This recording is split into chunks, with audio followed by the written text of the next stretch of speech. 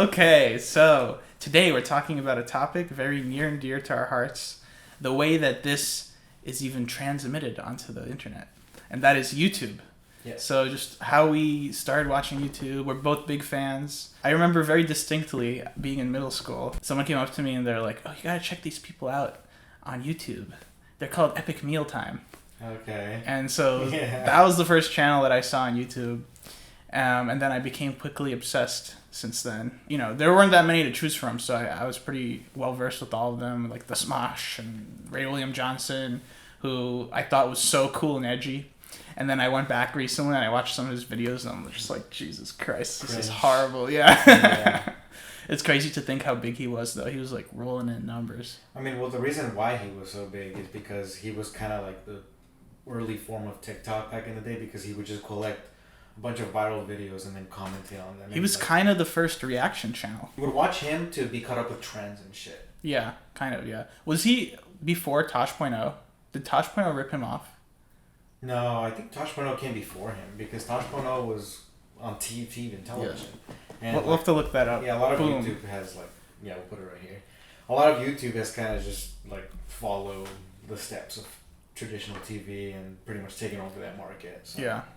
So other than that, you know, you got all the classics, Niga Higa. Niga Higa? Yeah. That's how you pronounce it? How do you pronounce it?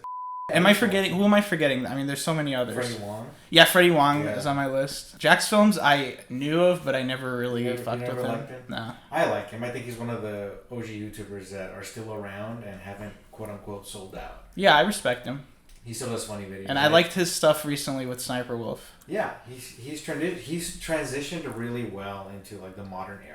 Yeah, he's good at evolving. I mean, speaking of evolving, Ray William Johnson has also evolved. He has evolved. Yeah, he came back as the same thing but in short form content, 60 seconds to 3-minute videos, and I actually think that it suits him better because you're getting less of him.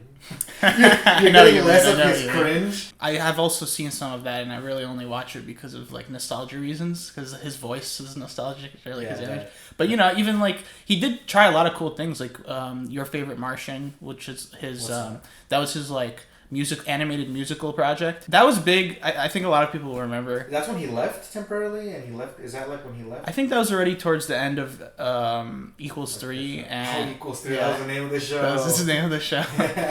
And I think that was his next big thing. Yeah. I might be something around right when he was leaving. Yeah. Where he started this other project called Your Favorite Martian, which was this animated band. He was the lead singer. They did a lot of comedy songs, and they're pretty decent, and it was massive on YouTube. Smosh? There's Smosh? Yeah, Smosh. Another channel that I think now is super cringe. Yeah, at the time. Yeah, I think the video that I remember cracking. I bet this video was a Barney video, Barney Killer or something like that.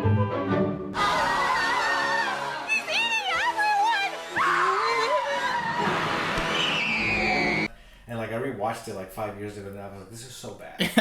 Smosh is, no offense to them. I mean, I respect for them for catching it early and still writing it out to this day, but that content's for children.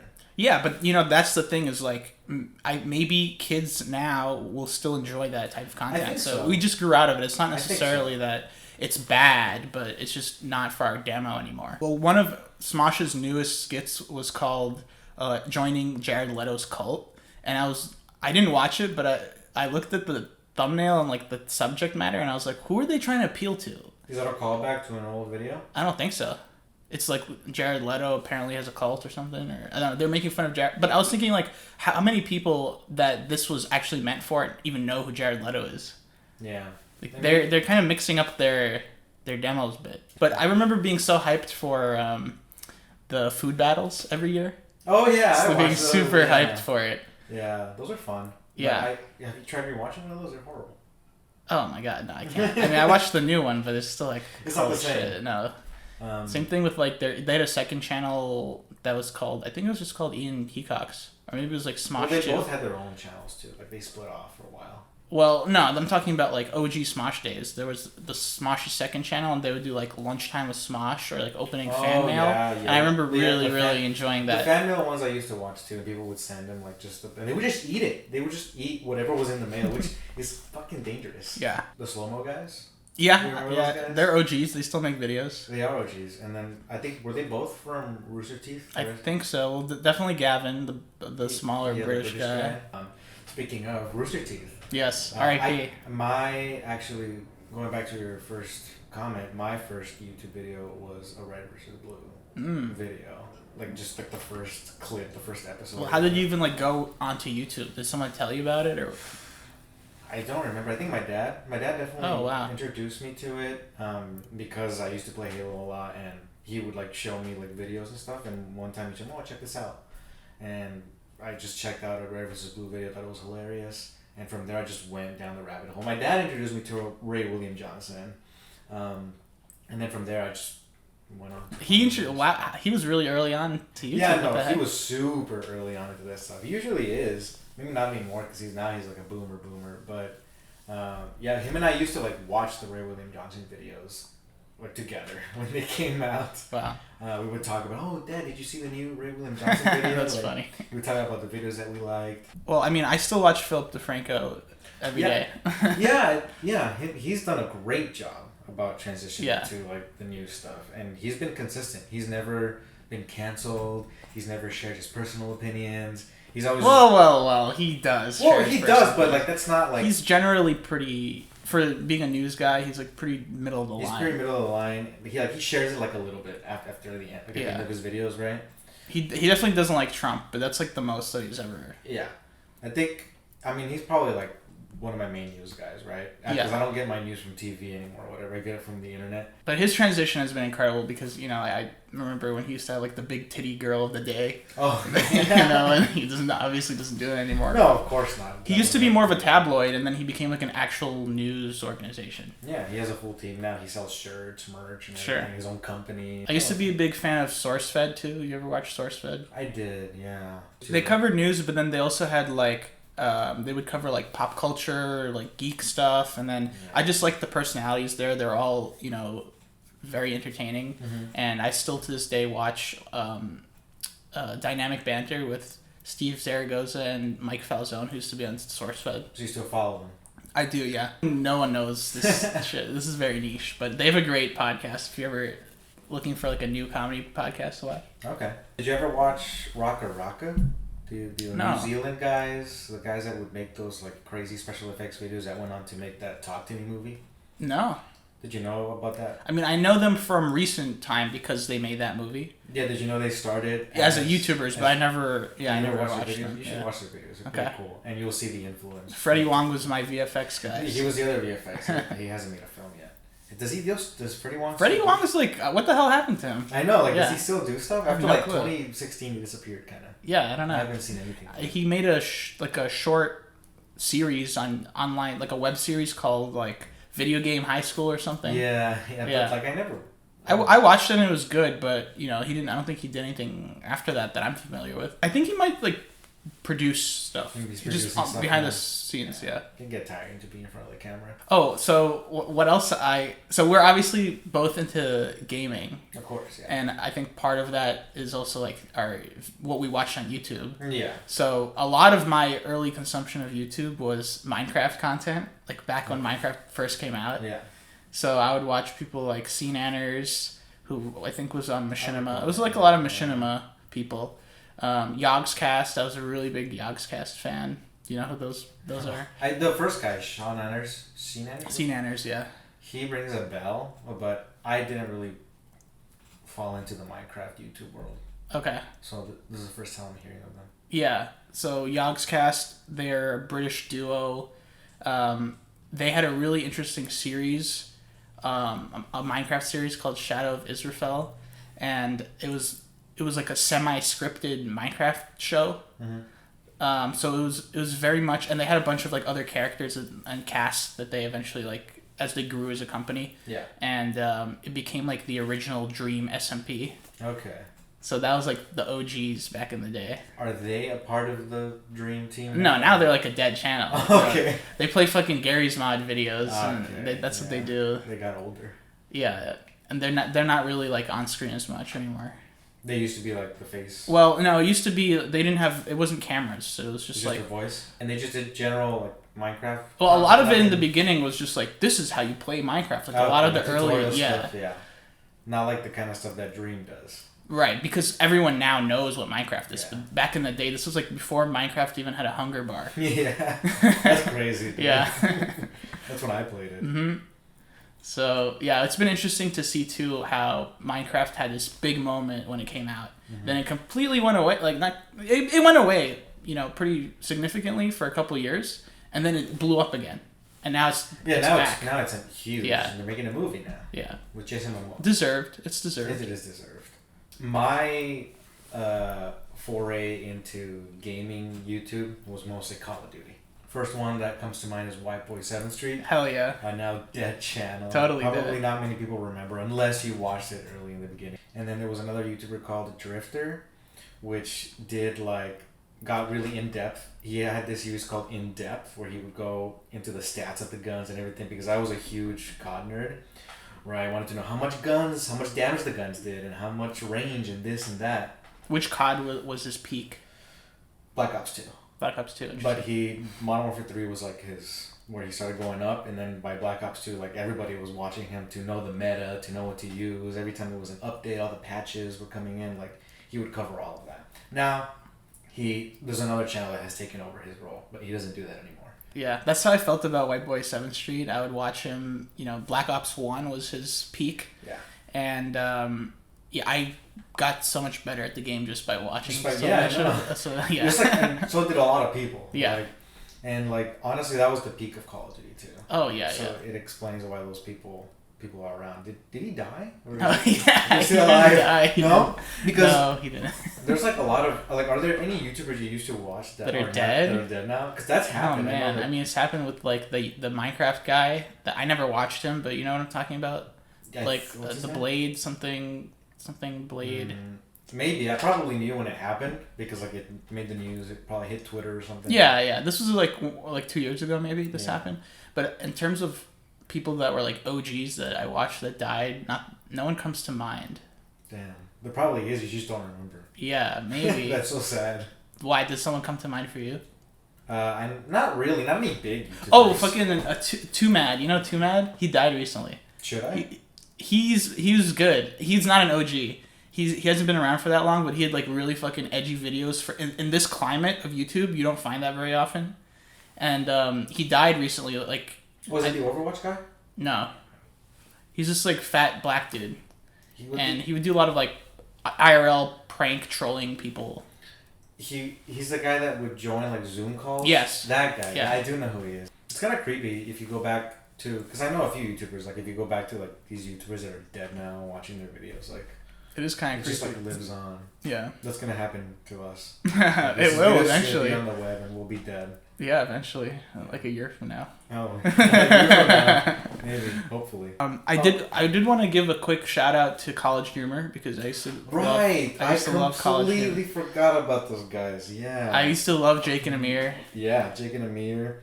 They're POV videos. I remember. Yeah, all the types of girlfrils you date. There were so many good classic fucking College Humor videos, man. Man, I wish I was in college during that.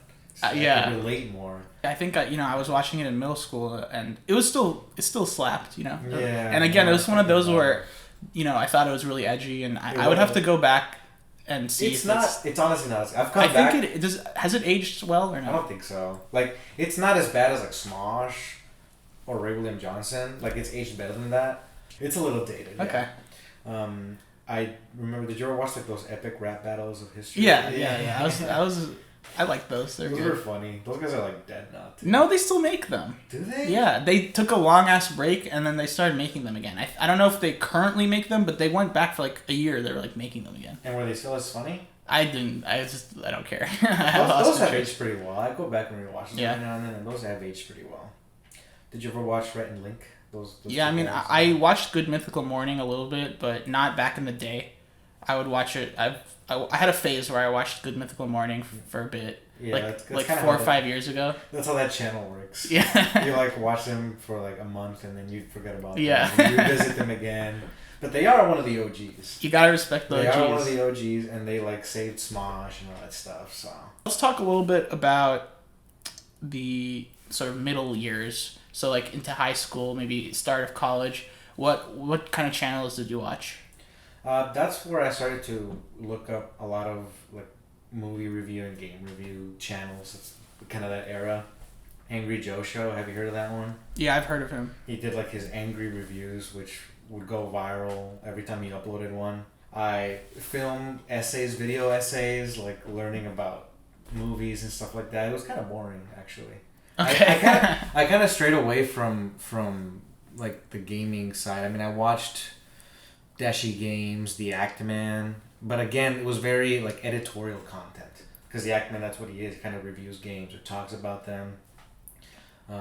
I guess my content watches became more sophisticated. I think the same for myself. Yeah. I do, before we continue down this road, another shout out that we need to make, Filthy Frank. Oh, yeah. What did you think about Filthy Frank? I thought he was funny. He's Joji. Yeah. I never was like super into him, but for some reason I always really loved iDubbbz though. Okay. I was almost more so than like Filthy Frank. So like all of his like bad unboxing videos where he would open up the packages and people would send him like some sick shit. I mean, he's made timeless memes because of that stuff. And it's kind of sad to see how he's fallen off because his content now is really weird. It's like saving the squirrels and like all this random shit that no one really cares about. People want him to be his old edgy self, and then he released a video about how he like regrets that era and people really disliked it, and then I kind of lost respect for him after that because he was the guy that was like, you should be able to say the N-word, you know. He was like he was very like fucking free speech type guy, like no apologies, and then he completely reversed on that. I mean, it's a lot of that happens to a lot of YouTubers. H3 Productions. Oh, H3. Oh yeah, so that was for me big in college. That was my favorite channel for a long time. Them. They were pretty funny. Absolutely my favorite channel for like 2 or 3 years. Back when they were making videos on their like actual channel. Like edgy videos too. Yeah, although they weren't particularly like edgy in the same way iDubbbz was. Right, but he wasn't afraid to like offend people. Yes, absolutely. And I watched when he started his podcast. I thought it was great. He had good guests and stuff. And then he did the opposite of Phil DeFranco, where he became a tabloid. Yeah. And now he just does like all this garbage YouTube drama, and he's like so super woke. And his Bill Burr episode was the highlight for me. Yeah, and because of how much he got roasted. He did get roasted. I remember like people like did video essays about how much he got roasted. I know. They kind of gave him a bump. It was kind of like good publicity in a weird way, but yeah, no, he's fallen off. But he's one of the OGs too. You gotta give him credit for that. Yeah, I mean, definitely feel nostalgic towards him. I just remember. Did you ever watch Tobuscus? I know Tobuscus, but I never watched him. But he's another one of those. Yeah, like one of those early cringy content that hasn't aged well. Yeah, but he was pretty big. What else did you watch in college? So in college, I loved Cow Chop. Do you know Cow Chop? Probably not. I do not. Do you know The Creatures? No. It's a content org, like a video gaming adjacent content org. They started off as The Creatures. They were really big around that high school, college time. Yeah. And then some of them split off and became Cow Chop, and that's what I really liked. And it consisted of one of these guys, Uber Haxernova, who was one of the OG Minecraft people that I used to watch back in the day. So I was familiar with him, and he had his own personal channel, so I kind of like followed him through that journey of transitioning to Cow Chop. Then I was a really big fan of Cow Chop. Also, like, very edgy IRL type content where they would just like fuck with each other and like put pepper spray in their eyes and, you know, all these like wacky shenanigans. And that was right when Adpocalypse happened in 2016. I remember and that. Their channel fucking tanked after that. Like, they couldn't maintain. That affected so many people. Yeah. Did that happen because of PewDiePie? Because he was doing a lot of like edgy Holocaust Hitler things? I think that's around the time where he said the N-word and he got caught. Yeah. That might have happened. That was my favorite PewDiePie era. That was the only PewDiePie content I ever consumed. Yeah. The video where he said the N-word. Oh. No, I used to really like PewDiePie for a short amount of time when he was actually edgy and funny. And then he had to cut back on it a little bit.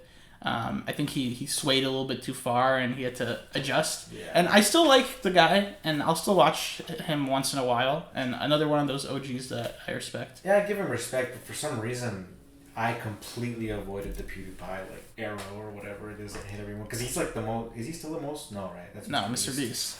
But for the longest time, he was the most subscribed. He was in every like YouTube Rewind. They give him like the most. He was time. YouTube's golden boy until he kind of said the N word. Said a couple of whoopsies. That'll do it. Yeah, so I liked PewDiePie, and I was like, I don't need these other fucking screaming gamers, you know. Same thing with Jacksepticeye. Markiplier. That's what I'm saying. Like, I had PewDiePie, and I didn't need to. I was like, this is enough. I don't need. This is too redundant. Yeah, because we were already. I'm pretty sure. And we kind of aged. We're already like aged out of it a little bit. If we were younger, I'm pretty sure that would have been like right up our alley. Oh yeah. But we were becoming smarter. Yeah, when PewDiePie and Markiplier, Jacksepticeye, when they were just starting in like 2013, 2014, we were already. How old were we? Like going into ending high school. We were ending high school. Yeah. So it was already like we missed it. We missed the boat a little bit on that. Do you remember the Fine Bros channel? The React channel? Yeah, I remember they got memed on hard. I used to like religiously watch them. I liked their shit. But then they tried to copyright the React content, and that completely ruined their lives. That was the dumbest shit they could have done, honestly. That's insane that they thought they could. And I lost respect for them the moment they tried doing that. It's so greedy. That's how everyone. So greedy, dude. Same with Epic Mealtime, right? They tried to copyright eating on YouTube. No, but they like just disappeared. Well, they were an example that wasn't able to evolve with the times. So they kept doing the same content for 15 years, and audiences' tastes changed. So they just weren't able to keep up with it. And they tried to come back and make videos for a little bit, but like he still makes shit and it gets 2,000 views, like which is insane compared to millions. They were also like on pretty much every YouTube Rewind. Yeah. So it's a shame, but again, respect for the OGs. So anyway, bringing it back to like college era, like high school college era, which is like late 2010s. I was a big David Dobrik fan. I never was. I know who he is, but I never was. I mean, now I know he's like a sociopath. Yeah. But I really liked his videos when he was first popping off. But when we were in college, wasn't that when Vine was popping off? That was when there was the big Vine death migration to YouTube. So it was a lot of like David Dobrik started on Vine. Yeah. Or like Cody Ko, who I still watch. I like Cody Ko. You know who that is? No. He's one of those. He's like a modern day H3. Okay. Where he like does react videos to. He has this popular series called That's Cringe, where he'll like react to. That's pretty funny. Yeah. Honestly, I never really followed Vine. I was one of those kids that was too cool for Vine. I was the same. I was always very slow to adopt new forms of social media. So like I remember when Snapchat came out, I was like, what is this bullshit? Like this is gonna die off in a year. No. Same thing with Instagram. I know, and look at it now. Although Snapchat is pretty much dead. Snapchat is being used by little kids now. I guess, but was that the target demographic? No. It was to like send dick pics. It was big in college. I used it a lot. To send dick pics. I transitioned to a lot of corporate stuff on YouTube. A lot of it, this is when television shows already were like posting things on YouTube. Yeah. So in college, I was obsessed with Pawn Stars, but only on YouTube. I would only watch it on YouTube. I watched like the Pawn Star compilations. Same thing with Impractical Jokers. I must have seen everything from Impractical Jokers on YouTube. Yeah. Late night content. Late night content, absolutely. I guess that was a lot of my college views, like Conan, Jimmy Kimmel, Jimmy Fallon, all that stuff I would watch. Yeah, me too. I would watch all their stuff, all the interviews with all the celebrities, and it was connected to film, so it connected to that kind of content that I watched. I would literally be stressed out because I had to watch all the fucking Jimmys that day from the night before, and I had like 20 tabs open of all the videos I had to watch. And eventually I gave up on that. Now I don't watch any of them. No, late night's cringe now. It's super cringe. I'm like, how did I not realize how scripted this shit was? Well, the thing is, what happened was we started getting into podcasts, and then podcasts has taken over late night television. And the format is way better. Like a Joe Rogan when he has like some comedy people on, that's late night television. So it's so much a better format than this scripted bullshit. Yeah. This pageantry that they do on their Jimmys with all the fucking Jimmy fake laughing and shit. The podcasts are also still a little scripted. Maybe some, but generally it's not. Generally it's not. Why don't we talk a little bit about what do we watch on YouTube now? I mean, for me it's very corporate type things or things that are generally very highly produced. So I would watch a lot of Vice videos a couple years back, Yeah. you know, when they were popular. And that trend continued for me where I would just watch a lot of like, you know, things that are YouTube specific, like a Hot Ones. Like I love Hot Ones. Yeah. But it's, you know, there's a corporation backing it. So it's a lot less of like the single creator making like one dude on his computer making a video, like editing it. Now it's like there's a whole production behind it. Yeah. Same for me. Stuff like that. There's this channel that I watch called Corridor, yeah. Yeah, they like do VFX videos. I don't really watch. I mean, a lot of gaming stuff has transitioned to streaming, and streaming is not. Well, that's one of my questions Yeah. as well. What are your thoughts on streaming? Like, do you like anyone that's a streamer? Do you watch streamers? Not really. I understand why people watch it, but it's just not for me. There's streamers that I like clips of, like little clips of Nick A30, Dr. Disrespect. Yeah. They have funny clips that emerge, but I have never sat down and said, I feel like watching a stream today. Because to me, that's, I don't know, it's boring. Yeah, I agree. I mean, I guess it's like just background like footage for a lot of people. I've tried doing that, but like when I want to put background footage, why don't I just put YouTube video instead of a fucking stream? No offense to people that watch streams. Like, I'm not one of those people that are like, oh, why watch someone play the video game when you could just play it? And I think that's a stupid argument, but they're just not for me. But I respect the medium. I just think, you know, I think it's gonna like eventually just go back to YouTube anyways. I understand why people like it, but that also not for me. Yeah.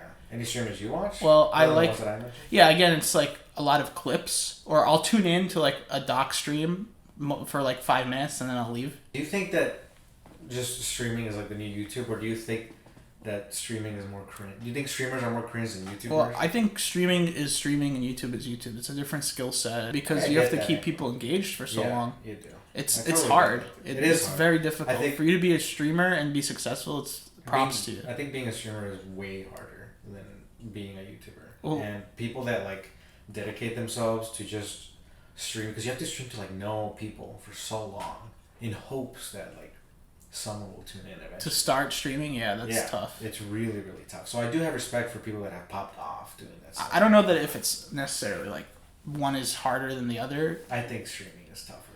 Well, what do you think about some of the big streamers like XQC or Kai Cenat? XQC, I don't like him. I think his content's very lazy. I mean, he does react content. Well, he's in a bit of trouble recently because of that. Where he just, he's been criticized for just turning on some YouTube videos and just not commenting, and sometimes not commentating. Sometimes he'll leave. He'll like leave for like an hour or like 20 minutes, 30 minutes, and he won't be there. And he'll just, and people will stay there, which is insane to me. Well, that's how big his audience is. It is pretty big. I do not like XQC. I don't know what he's like as a person. Maybe he's a cool person, but... You don't like his content? As his content, I don't like it. It's like the laziest version. React content is already lazy on its own, but his is the laziest way to do it. Like H3 used to do React content, but I thought in a very creative way. But Kai Cenat, he's whatever. I don't watch him. I have no opinion on him because I do not watch him. Well, I think that he's a pretty entertaining character on stream, and the numbers he gets are just absolutely mind-boggling. Like... Yeah. He has like 150,000 people watching him at any given time. It's like a whole stadium of people, and he's just like there on his phone or whatever, like with his friends. So it's insane to be keeping that much attention. Yeah, I agree. Other things that I watched today, a lot of it is like comedy oriented or like comedy podcasts. Stand up. So not really stand up, but I'll watch Kill Tony. That's my favorite podcast right now. I used to watch Your Mom's House, which is Tom Segura's podcast, but then they kind of fell off and they're in a bit of internet heat. Yeah. For Tom criticizing people for being poor or something, and then. Yeah, I've seen that clip. Yeah. Okay, last question. This is our clickbait, and this is going to be our most viewed clip just because we were talking about it. Mr. Beast. Mr. Beast. Mr. Beast. Okay. What are your thoughts on Mr. Beast? I like him, honestly. I have a lot of respect for what he does. I think he's crazy. He's actually insane. Like, he's not human. But he's also human. Like, at least from... I don't know him, but the way that he has presented himself to his audience and the way that he's risen up to become who he is, I think is really badass. Yeah. And I think he's gonna keep rising up. I mean, so many people want to beat him. Like so many Mr. Beast copycats have popped off ever since he came up, and none of them have been able to reach his level of popularity and authenticity. Of course, yeah. If he's like deep down he's like a pedophile murderer and he like bugs animals, then he's a really good actor, because I could never have guessed it. I mean, and he just keeps spawning trends, like the Mr. Beast burger, that restaurant chain. Like so many people tried to do that too, and like I don't know. I like him. I know that his content is not for me. It's not geared towards your channel. It's not geared towards me, but you know what the crazy thing is? I still check out his videos every now and then. And I'll be like watching it all the way through, and about like 3/4 into it, I'm like, why am I watching this? And it sucks you in. It sucks you in because of the way he edits it, because of the way he presents it. It's just insane. But also, the production value is incredible. I keep up with his videos. I feel like, as someone who loves YouTube, he's the king of YouTube. I have to keep up with him. And I just think his videos are so well done. Yeah, they suck you in. He does the wildest shit. Yeah. He has these like massive television show budgets for every video he makes. Oh yeah. So it's really, really impressive, and it's cool to see like where he started out from. I remember first seeing him when he was doing he would do these long ass videos where it'd be like counting to 100,000. Yeah, that's part of his like the meta of YouTube, right? Doing things that are so outlandish that people will click on it. Yeah. And then he'll actually do it. And it was like a 36-hour video. Yeah, dude. I mean, he's smart, because not a lot of people are willing to do that, or trying to stay awake for 48 hours. And he's just sitting there. Like, it's insane. I mean, mad respect to him. I didn't know about him until like 2015. Honestly, I didn't. Yeah, well, I knew about whenever he started doing those outlandish videos, I didn't know about and then he had this whole big campaign where he was trying to get PewDiePie subscribers in order to be ahead of T-Series, and that was another big reason he got popular. And I was watching PewDiePie, so I kind of learned about Mr. Beast through that. So it was really crazy to see someone with that kind of drive. It's very inspiring. It is inspiring, but also not inspiring, because that's insane. Because you're like, that's what it takes. If that's what it takes, I don't want it. 24/7. I mean, like, I'm sure you've seen the videos. Yeah. Like, he talks his schedules, like, just work. It's all about trying to be the best. I think one of the best Mr. Beast videos out there, and we can leave it at this, is that shows like what kind of person he is Colin and Samir's. Yes, that's an excellent video. I've seen the whole thing. The Mr. Beast Burger one. Where he opens a Mr. Beast Burger restaurant, like. I don't know. They had They had like a long form where they like sat down. His podcast is really good, but to see like how he is with handling one of like his biggest projects, which is the opening of the Mr. Beast Burger, I think that's like one of the most educational videos you can watch, just as to how he handles the situation, what his life is like. Okay. So I'll have to check that out. Yeah, it's really good.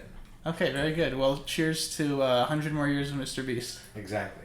Okay, you don't have a drink, but I'll just cheers your fist. Yeah, there you go. All right. Cut.